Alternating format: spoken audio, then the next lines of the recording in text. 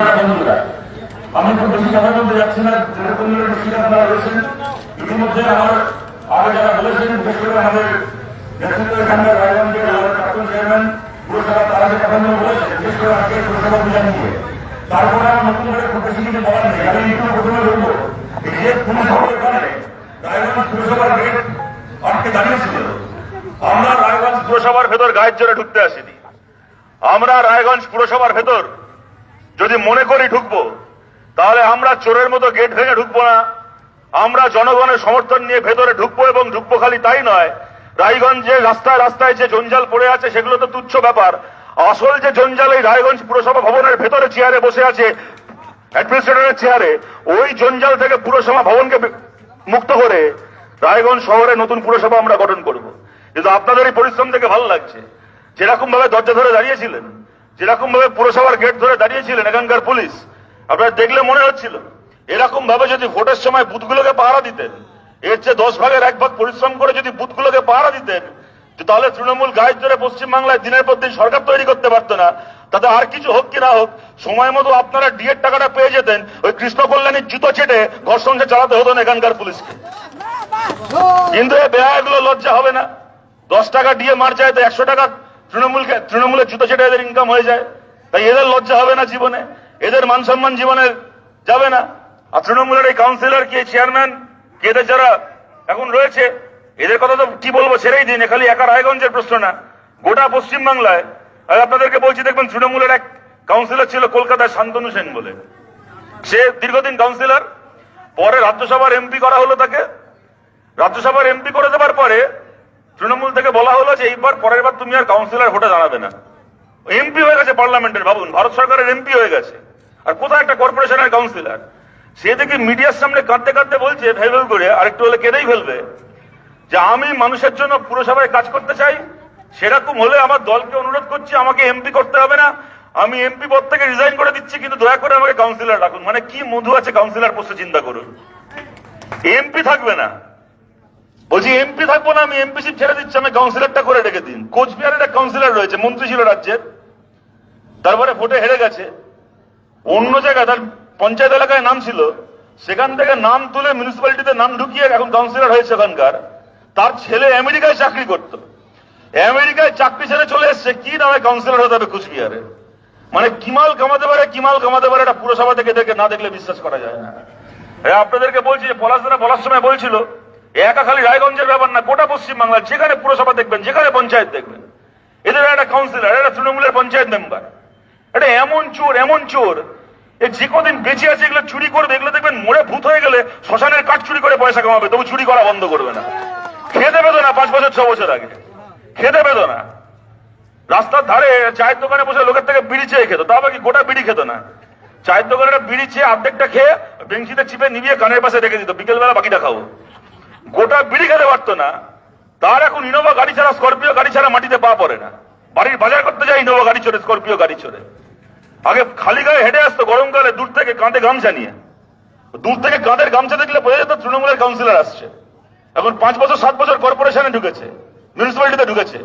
এখন দেখবেন হেঁটে আসবে, এখন আর কাঁধে গামছা দেখবেন না। এখন 2 কিলোমিটার দূর থেকে দেখতে পাবেন গলায় দেখবেন একটা কুত্তার বকলেসের মতো সোনার চেন ঝুলছে, ঝুললে দেখতে পাবেন আর তৃণমূলের কাউন্সিলর আসছে। এমন মায়া, এমন মায়া, এমন মোহ। পুরসভা আগে গায়ের জোরে দখল করতো, এখন আর সেটুকুরও প্রয়োজন মনে করে না। বিনা ভোটে শালগ্রাম শিলার মতো বসে আছে বেহায়াগুলো একটা মিউনিসিপ্যালিটিতে। আর ভোটটা করবে কোন বর্ষা? দেখুন, গণতন্ত্র একটা সহজ নিয়ম। আমরা ছোটবেলা থেকে বড় হয়েছি, আমরা জানি গণতন্ত্র কাকে বলে। গণতন্ত্র বলে যে মানুষ ভোট দিয়ে একটা লোককে দায়িত্বে আনে, কি একদল মানুষকে দায়িত্বে আনে, তারা কাজ করার সুযোগ পায়, তারা কয়েক বছর কাজ করবে, আমাদের দেশে 5 বছর কাজ করবে। যদি সে ভালো কাজ করে তাহলে তাকে মানুষ আবার দায়িত্ব দেবে, আবার জেতাবে। যদি ভালো কাজ সে না করতে পেরেছে, ঠিক মতো করে কাজ করতে না পেরেছে, মানুষ তাকে পরের বার হারিয়ে দেবে। এটা গণতন্ত্রের সহজ নিয়ম। তৃণমূল আসার পরে গণতন্ত্রের এই সহজ নিয়মটা আমাদের বাংলায় আর নেই। এখন কে জিতবে কে না জিতবে তার সঙ্গে কাজ করা না করার কোনো সম্পর্ক নেই। যার হাতে টাকা আছে, যার হাতে গুন্ডা আছে, যার হাতে মস্তান আছে, যে টাকা দিয়ে গুন্ডাকে কিনতে পারবে, যে টাকা দিয়ে মিডিয়াকে কিনতে পারবে, যে টাকা দিয়ে মস্তান পুষতে পারবে, যে টাকা দিয়ে পুলিশকে তার ভাগ বটোয়ারা বুঝিয়ে দিতে পারবে, সে ভোটে জিতবে। তুমি কাজ করলেও তোমাকে হারতে হবে। আর তুমি যত ভালো করে চুরি করবে, 100 টাকা চুরি করবে, তারপর 10 টাকা ভোটের আগে বিলিয়ে দেবে, তুমি পরের পর ভোট জিতবে। কাজের সঙ্গে ভোটে জেতা না জেতার যে সহজ সম্পর্ক একটা গণতন্ত্রকে গণতন্ত্র বানায়, সেই সম্পর্ক আমাদের বাংলায় নেই।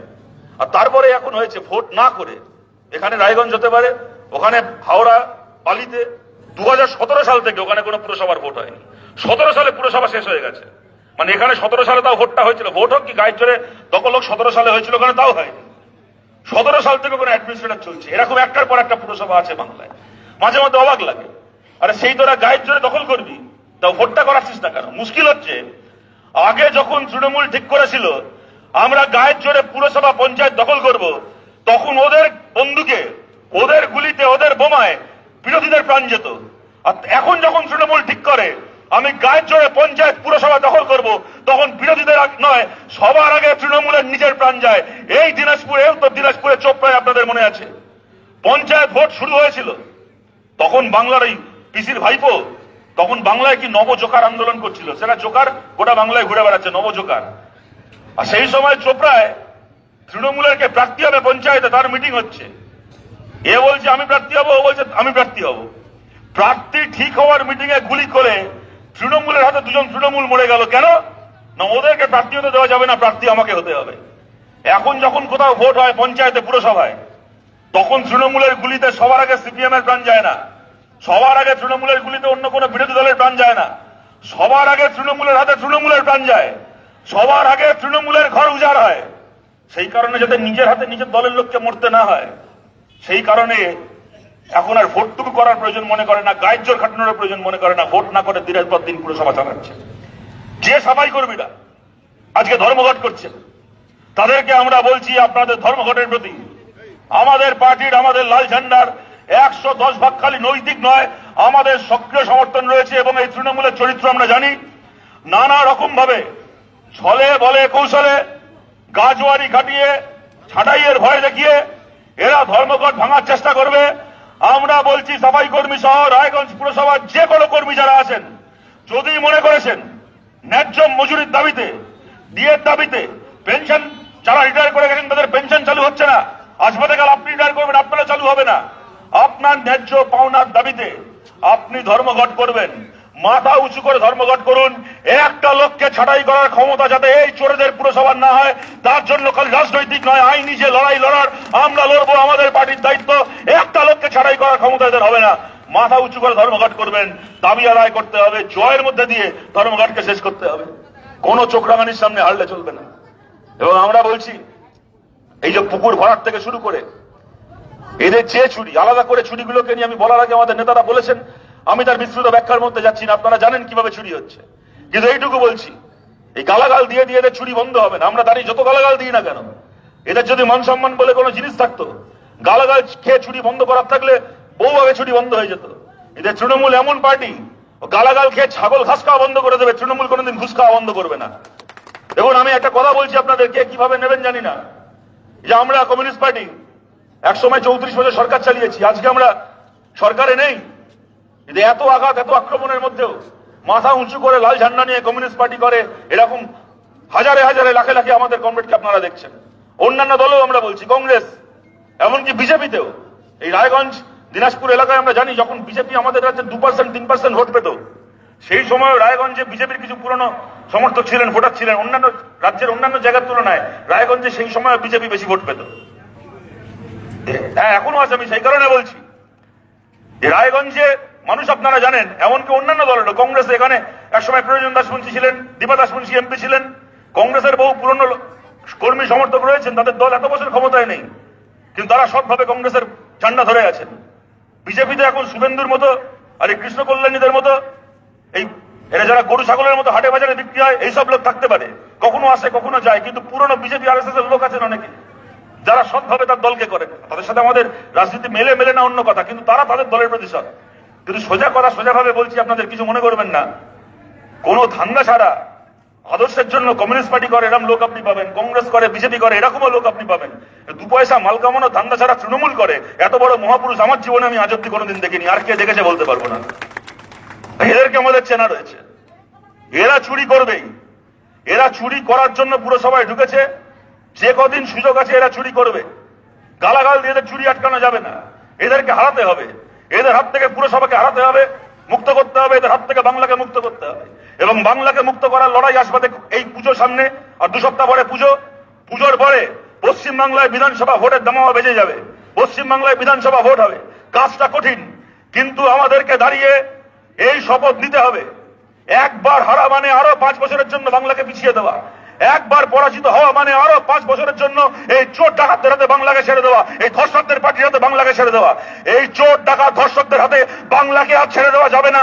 এদের হাত থেকে বাংলাকে পুনরুদ্ধার করতে হবে। কাজটা কঠিন, কিন্তু এই কাজ আমাদের করতে হবে। এই কাজে, এই লড়াই আমাদেরকে জিততে হবে। এবং তার জন্য অতীতে যারা থেকেছেন আমাদের সঙ্গে, খালি তারা নয়, তার বাইরেও আরো বহু মানুষের সমর্থন, আরো বহু মানুষের আশীর্বাদ, আরো বহু মানুষের ভালোবাসা আমাদের চাই।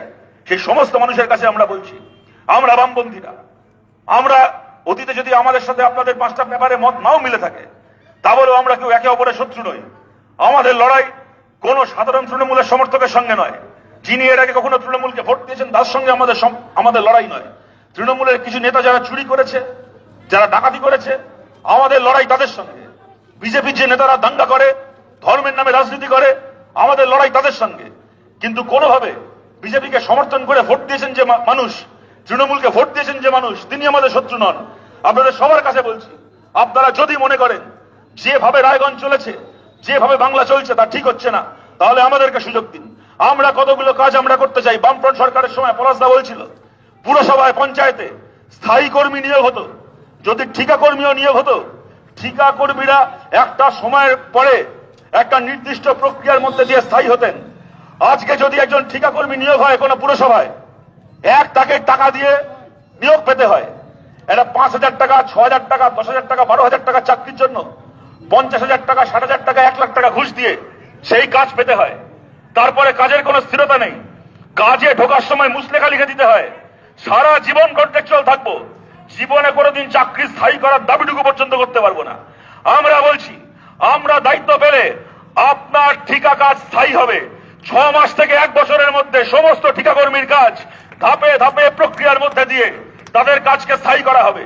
এমনকি সিভিক ভলেন্টিয়ারও যারা এখানে আশপাশে দাঁড়িয়ে আছেন, তারা এবং তাদের মাধ্যমে গোটা বাংলার আমাদের সিভিক ভলেন্টিয়ার ভাই বোনেদেরকেও বলছি, এটা পুরসভার আওতায় নয়, পুলিশ দপ্তরের আওতায়, তাদেরকেও বলছি, সিভিক ভলেন্টিয়ারের যে কাজ, যে ছেলে মেয়েরা করছেন, তারাও কেউ আমাদের শত্রু নন। তারাও সাধারণ পরিবারের সাধারণ ছেলে মেয়ে। আজকে 1 বছরের মধ্যে একটা চাকরি স্থায়ী হওয়ার কথা, আজকে 13 বছর 14 বছর ধরে গায়ে একটা নীল জামা পরিয়ে রাস্তায় দাঁড় করিয়ে রেখে দিয়েছে লরি থেকে পয়সা তোলার জন্য, তার চাকরি স্থায়ী হয় না। আমরা বলছি, আমরা দায়িত্ব পেলে সিভিক ভলেন্টিয়ারের চাকরিও পশ্চিমবাংলার বিধানসভায় আইন পাশ করে রাতারাতি সমস্ত সিভিক ভলেন্টিয়ারের চাকরিকে স্থায়ী চাকরি করা হবে। সিভিক ভলেন্টিয়াররা পুলিশ হবেন না, পুলিশের চাকরি আলাদা, সিভিক ভলেন্টিয়ারের চাকরি আলাদা। কিন্তু সিভিক ভলেন্টিয়ারের চাকরিটাও একটা স্থায়ী সরকারি চাকরির মর্যাদা পাবে। ইচ্ছে মতো ছাঁটাই করা যাবে না। আপনার মেডিক্লেম হবে, আপনার রিটায়ারমেন্টের পরে পেনশন হবে, আপনার বছরে নির্দিষ্ট ছুটি থাকবে, প্রভিডেন্ট ফান্ড থাকবে। সিভিক ভলেন্টিয়ারের চাকরিকেও একটা স্থায়ী সরকারি চাকরির মর্যাদায় আমরা আনতে চাই। গোটা পুরসভায় যে যে ওয়ার্ডে, এমনকি বিরোধীরাও জয়ী হবেন, প্রতিটা ওয়ার্ডে ওয়ার্ড কমিটি তৈরি হবে এবং ওয়ার্ড কমিটি সিদ্ধান্ত নেবে সেই ওয়ার্ডে কোন কাজটা আগে হওয়া দরকার, কোন কাজটার জন্য কোন বরাদ্দটা আগে হওয়া দরকার। কোন কাউন্সিলর, কোন চেয়ারম্যান ঘরে বসে পুরসভা চালাবে না। প্রতিটা ওয়ার্ডের মানুষ তারা মিলে বৈঠক করে, দল মত নির্বিশেষে সব মানুষ মিলে বৈঠক করে তার পুরসভার কোন খাতে কোন খরচাটা করা হবে, ওয়ার্ড কমিটি করে পুরসভা পরিচালিত হবে। এই কাজ আমরা করতে চাই। যারা এখানে ব্যবসাও করছেন, এমনকি যারা প্রমোটিং এর ব্যবসা করেন রায়গঞ্জ শহরে, যারা কনস্ট্রাকশনের ব্যবসা করেন, সিভিল কন্ট্রাক্টর যারা রয়েছেন পুরসভায় কাজ করেন, আপনারা জানেন যে রাস্তার এই অবস্থা হয় কেন। যা টাকা স্যাংশন হয়, 100 টাকা স্যাংশন হলে আগে 10 টাকা তৃণমূলকে দিতে হতো, 20 টাকা দিতে হতো। এখন 70 টাকা 80 টাকা তৃণমূলকে দিতে হয়, অফিসারগুলোকে দিতে হয়। তারপরে কাজ পাবেন। তারপরও কাজ হয়ে যাওয়ার পরে 3 বছর, 4 বছর, 5 বছর কন্ট্রাক্টররা পেমেন্ট পান না। তো কাজটা হবে কোত্থেকে? তার বদলে যা ভুসি মাল দিয়ে কাজ করার তাই করতে হবে। বর্ষাকালে রাস্তা হবে, শীতকালে উঠে যাবে, শীতকালে রাস্তা হবে, গরমকালে উঠে যাবে। ওইভাবে গোটা পুরসভা চলছে, গোটা বাংলা চলছে। আমরা বলছি, যারা সিভিল কন্ট্রাক্টরেরও কাজ করছেন, তৃণমূল কংগ্রেসের পেছনে থাকা বন্ধ করুন। ওরা থাকলে আপনাদের ব্যবসার কোনো সুবিধা হচ্ছে না, কোনো ভালো হচ্ছে না। অনেক ভালো করে, অনেক মাথা উঁচু করে, অনেক বেশি লাভ করে সিভিক কন্ট্রাক্টররাও কাজ করতে পারবেন রায়গঞ্জ শহর সহ বিভিন্ন পুরসভায়, যদি এই চোরগুলোর হাত থেকে পুরসভাকে মুক্ত করে আমাদের হাতে পুরসভা আসে। আমাদের কোন কাউন্সিলরকে, কোন চেয়ারম্যানকে কোনোদিন 10 পয়সা আপনাদেরকে কাজ পাওয়ার জন্য টাকা দিতে হয়নি, ভবিষ্যতেও কোনোদিন দিতে হবে না। যা টাকা বরাদ্দ হবে এক রাস্তা তৈরির জন্য, গোটা টাকা কন্ট্রাক্টর পাবে, সেই টাকায় রাস্তা হবে, সময়ের মধ্যে তার পেমেন্ট হবে। যারা প্রমোটিং করছেন শহরে, যারা কনস্ট্রাকশনে ব্যবসা করছেন, তাদের কাছেও বলছি, কোন কাউন্সিলরকে স্কোয়ার ফুট মেপে টাকা দিতে হবে না। বেআইনি ছাদ ঢালাই করার জন্য কোন চেয়ারম্যানকে গিয়ে রাত্রিবেলা টাকা পৌঁছে দিতে হবে না। মাথা উঁচু করে সৎভাবে ব্যবসা করবেন, না আপনাকে বেআইনি ফ্লট তুলতে হবে, আর না স্কোয়ার ফুট মেপে থানাকে এত টাকা স্কোয়ার ফুট, কাউন্সিলরকে অত টাকা স্কোয়ার ফুট, চেয়ারম্যানের পুজো হলে অত টাকা স্কোয়ার ফুট, শীতকালে মেলা হবে তার জন্য অত লাখ টাকা ডোনেশন। এসব চাঁদার নামে জুলুমবাজি করতে হবে না। মাথা উঁচু করে ব্যবসা করবেন, কাউকে তোলা দিতে হবে না। সিপিআইএম আপনার ব্যবসার শত্রু নয়, সিপিআইএম আপনার ব্যবসার বন্ধু। সবাই ভালো করে ব্যবসা করবেন, মাথা উঁচু করে কাজ করবেন, ভালো করে উপার্জন করবেন। আপনার পরিশ্রমের টাকা আপনার ঘরে যাবে, তৃণমূলের এই চোরগুলোর ঘরে যাবে না আপনার পরিশ্রমের টাকা। সেইভাবে আমরা পুরসভা চালাতে চাই, এই কাজ আমরা করতে চাই। এই কাজ করার জন্য আপনাদের সবার সমর্থন চাই, আপনাদের সবাইকে সঙ্গে নিয়ে আমরা লড়তে চাই। দীর্ঘদিন ধরে আমাদের এই কাজ, আমাদের এই মিছিল, তারপর মিটিং বৃষ্টির মধ্যে চলছে। আমি আমার কথাকে আর বাড়াচ্ছি না, আপনাদের সবার কাছে বলছি, জল এক জায়গায় দাঁড়িয়ে থাকে না। বিজ্ঞানের নিয়ম, যা উপরে ওঠে তাকে একদিন পড়তেই হয়। তৃণমূল কংগ্রেসের উপরে ওঠার মেয়াদ শেষ হয়েছে, ওদেরকে আবার পড়তে হবে। খালি পড়তে হবে না, ওদেরকে ওপর থেকে টেনে নামাতে হবে। এই নামানোর কাজটা আমরা করতে চাই, আমরা কমিউনিস্ট পার্টি করতে চাই। আপনাদের সবার কাছে আবেদন করছি, আপনারা আমাদের সঙ্গে থাকুন, সৎভাবে আগামী দিনে সমস্ত মানুষকে সঙ্গে নিয়ে যাতে রায়গঞ্জ পুরসভাকে চালানো যেতে পারে, সেই লড়াইয়ে আপনারা আমাদের পাশে থাকুন। এই কথা বলে আপনাদের সবাইকে ধন্যবাদ জানিয়ে আমার কথা শেষ করছি। ভালো থাকবেন সবাই, নমস্কার। বর্জ্য পদার্থ তা নিয়ে কোনো সমস্যা আছে, কিন্তু এখানে সব থেকে বড় সমস্যা হচ্ছে পৌরসভাটা নিজেই। তার কারণ হচ্ছে এখানে কোনো নির্বাচিত পৌর বোর্ড নেই। এটা চলতে পারে? গণতান্ত্রিক পদ্ধতিতে না জিতে আসা একটা লোক, সে কার প্রতি দায়বদ্ধ? সে তৃণমূলের এমএলএ, তৃণমূলের এমপি, তৃণমূলের সরকার বা তৃণমূলের নেতা কিছু তাদের কাছে দায়বদ্ধ থাকতে পারে। বিপুল পরিমাণ টাকা রোজগার করবার জন্য তাদের হাতে একচ্ছত্র আধিপত্য ক্ষমতা রাখতে হবে। সর্বশেষ ভোট রায়গঞ্জের মানুষ তা দিয়েছেন কবে? পৌরসভায় 9 অথবা 10, 11 সাল, মানে আমাদের গভর্নমেন্ট শেষ, রায়গঞ্জ মানুষ তারা পরাধীন হলেন। তারপর থেকে তো কোনো নির্বাচন আপনি ঠিক করেননি যে কে কাউন্সিলর হবে আপনার পাড়ার, আপনার ওয়ার্ডের। তৃণমূল ঠিক করলো, লোকজন জোটালো, মাসলম্যান, বাউন্সার, দুষ্কৃতী খরচ করলো তাদের পেছনে, মদ মাংসের যোগান দিল, ক্যাশ টাকা দিল।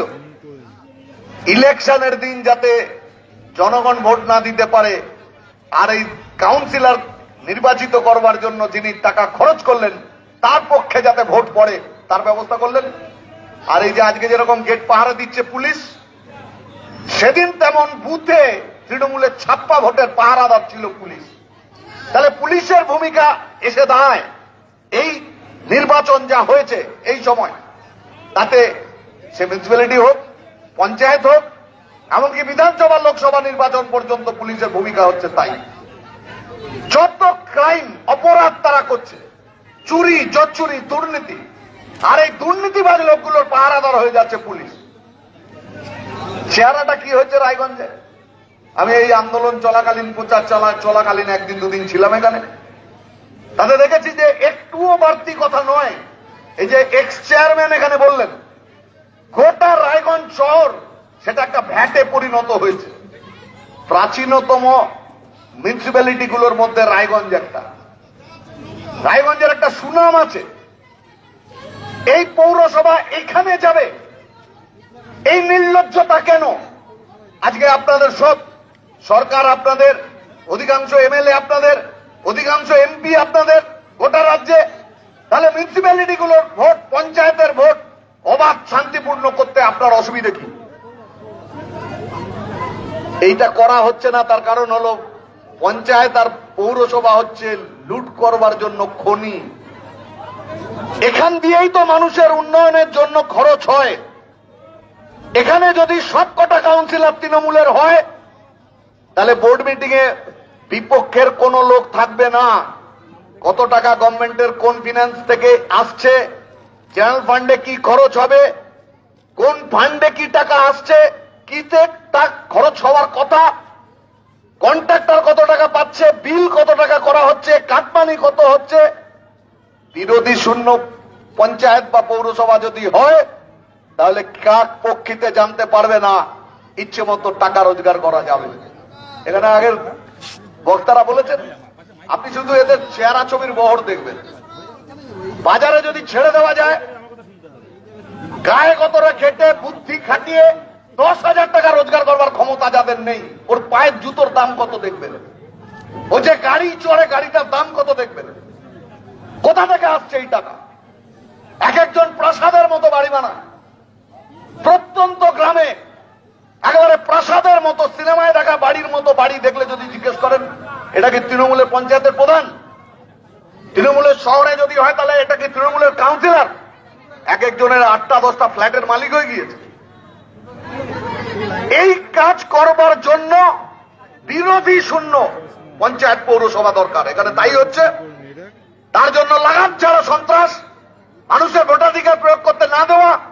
এবারে ক্ষমতা তো চলে এলো, তারা 5 বছর যদি মেয়াদ হয় তাহলে সেই 5 বছরে বছরে যদি 1 কোটি কামাই হয় তাহলে বছরে 5 কোটি কামাই আছে।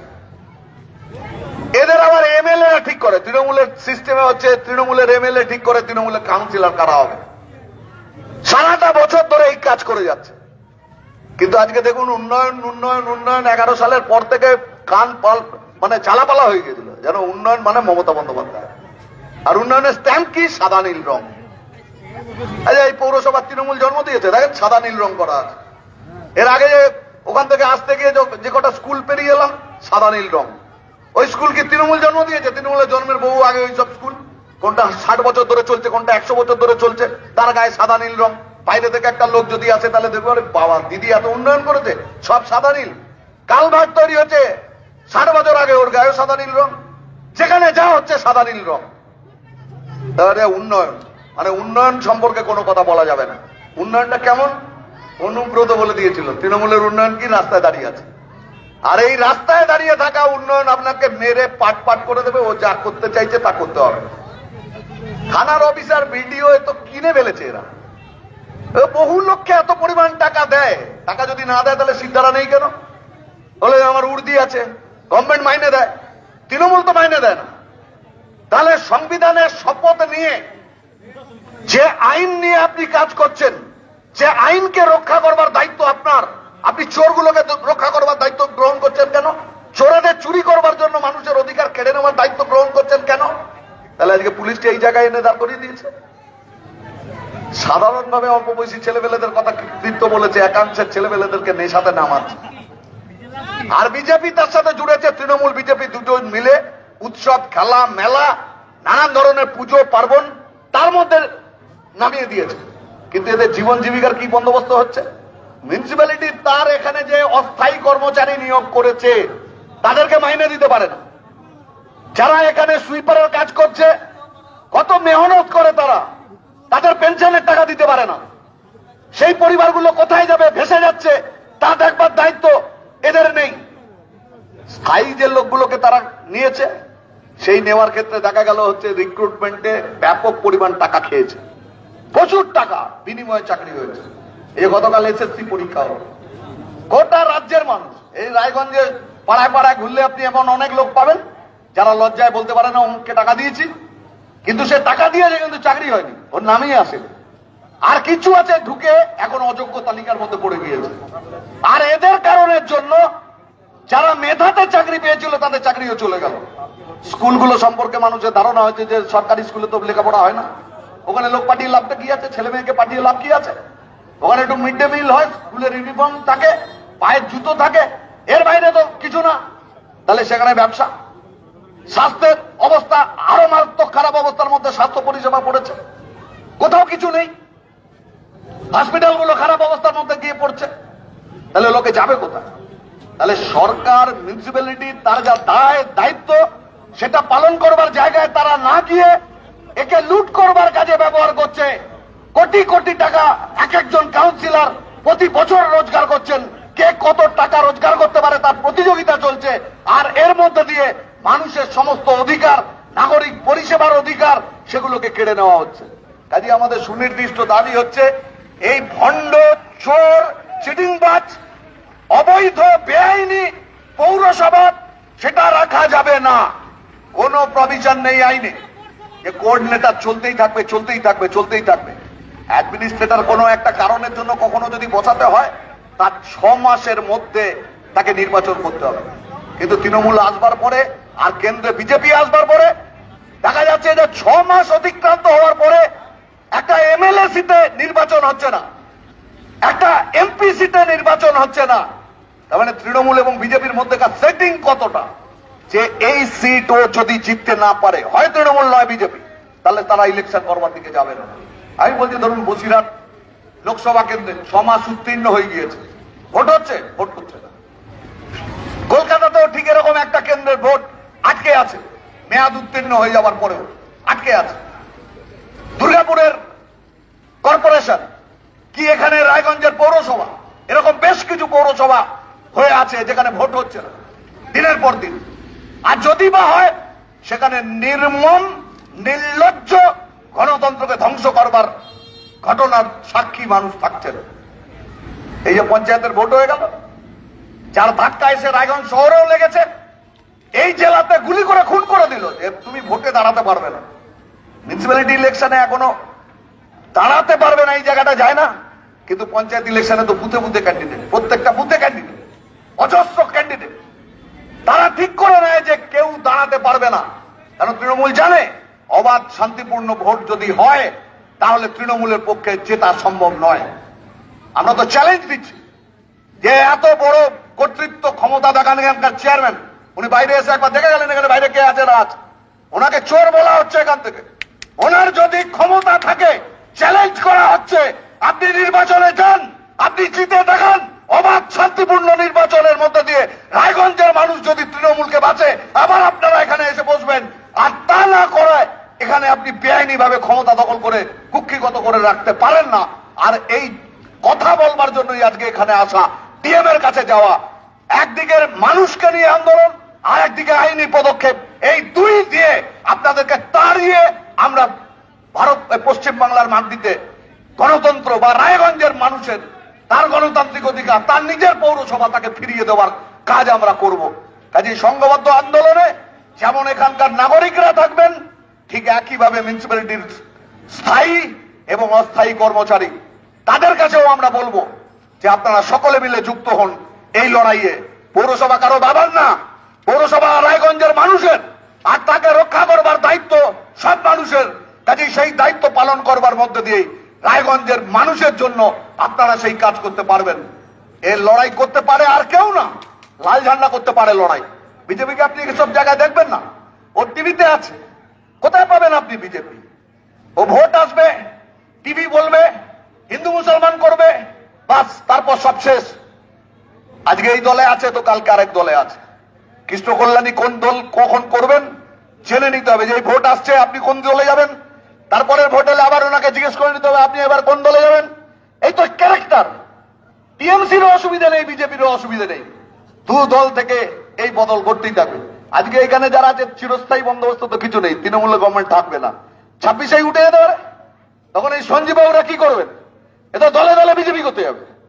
আবার ঠিক একইভাবে বিজেপির বাজার অত্যন্ত খারাপ। 19-এ যা পেয়েছিল 21-এ তার থেকে কম, 21-এ যা পেয়েছিল তার থেকে 24-এ কম, 24-এর ভোটের পরে যা বাই ইলেকশন হয়েছে বিজেপি আরো কমছে, 26-এ বিজেপির আরো আরো ভোট কমবে, আসন কমবে, এগুলো দেখবেন মানুষ।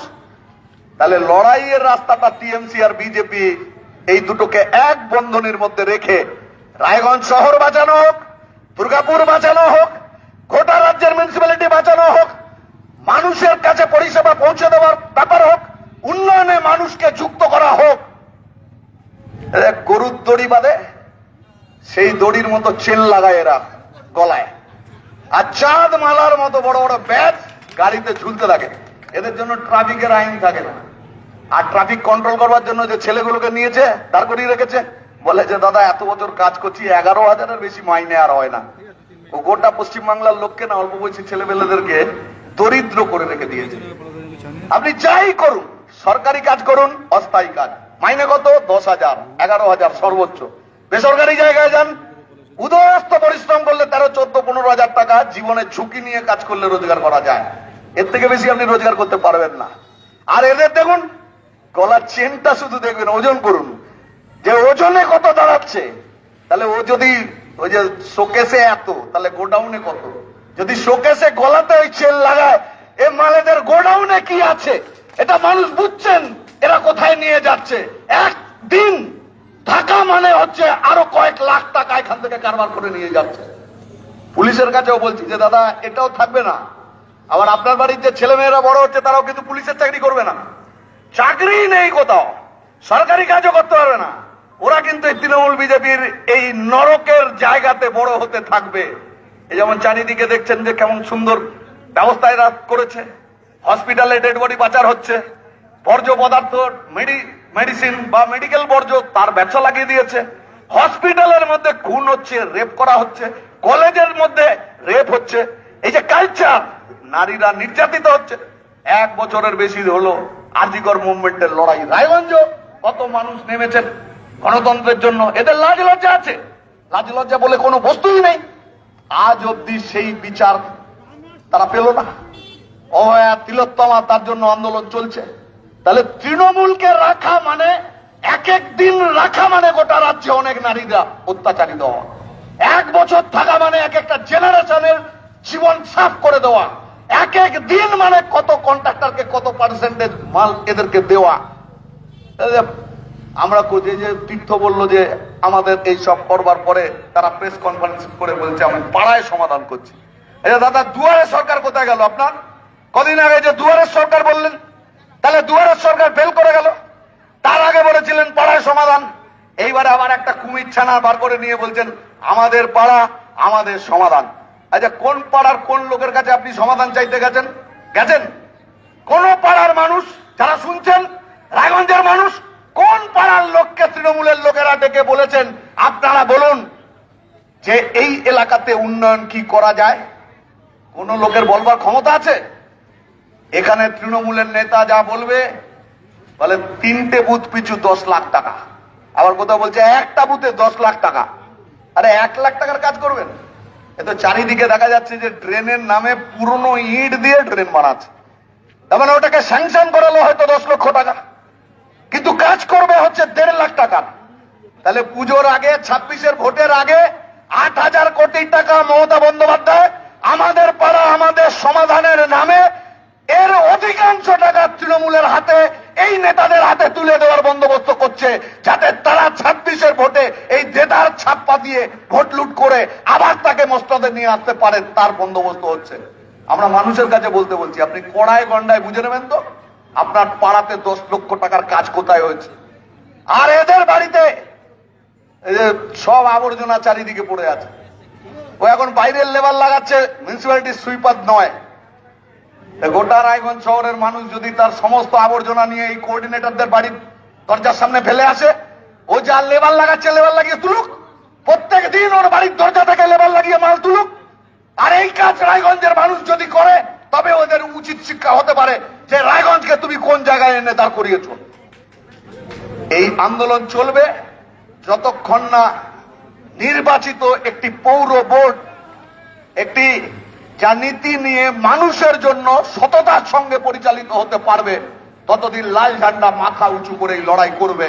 আপনাদেরকে এই লড়াইয়ে সামিল হওয়ার আবেদন জানিয়ে আমার কথা শেষ করলাম। ইনকলাব জিন্দাবাদ।